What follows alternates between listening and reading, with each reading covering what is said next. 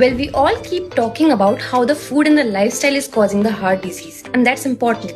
But do you even know how much your genes play a role in development of the heart disease? And since both my parents have coronary artery diseases, I wanted to know what are my chances to develop it, or is there anything that I can do to prevent it?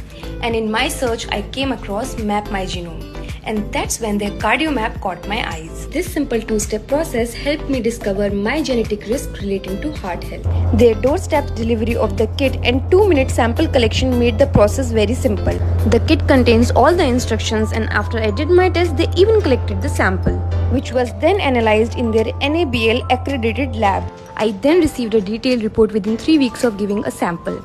This helped me understand my heart health better by knowing my genes. Take control of your heart health with personalized insight. Get a free genetic counseling session to make a personalized action plan. Visit MapMyGenome and comment CardioMap to get the link.